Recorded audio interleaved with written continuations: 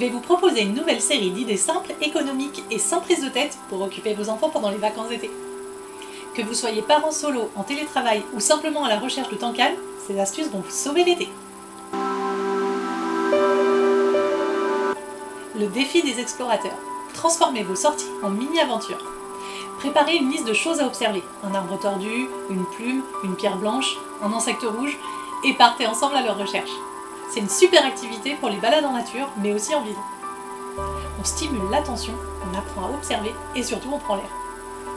Variante, proposez-leur de prendre une photo de chaque trouvaille pour en faire un petit album souvenir de l'été.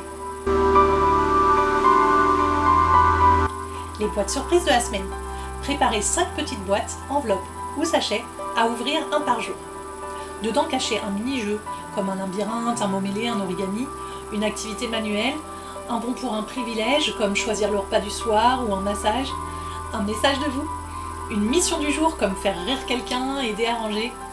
C'est rapide à préparer et ça crée de l'attente joyeuse chaque matin. Le théâtre des vacances. Proposez-leur de monter un mini-spectacle à jouer en fin de semaine. Ils peuvent écrire une mini-histoire ou adapter un conte, fabriquer des accessoires avec du carton, préparer des invitations pour la famille, filmer ou prendre des photos du making-of. Bonus, laissez-les faire une répétition avec vous ou leur peluche en guise de public. La bibliothèque vivante. Et si on sortait les livres, mais autrement? Organisez une lecture inversée. C'est eux qui vous lisent une histoire à voix haute. Ou encore, créer un coin lecture d'été avec des coussins, des guirlandes, lancer un petit club lecture familial avec un carnet de lecture, ou bien inventer la suite d'une histoire ensemble à la façon d'un cadavre exquis. Parfait pour cultiver le goût des mots, même en vacances. La cuisine en autonomie. Laissez-leur préparer un goûter de A à Z, en autonomie ou presque. Par exemple avec des recettes sans cuisson, comme des tartines rigolotes ou des fruits déguisés.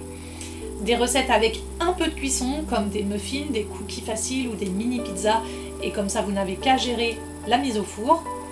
Vous pouvez faire un défi chef du jour avec une toque en papier, présentation du plat et dégustation notée gentiment par la famille. Voilà 5 idées toutes simples pour remplir les journées d'été sans se ruiner ni s'épuiser. Et surtout pour créer des moments partagés qui comptent. Dites-moi en commentaire laquelle allez-vous tester en premier. À bientôt!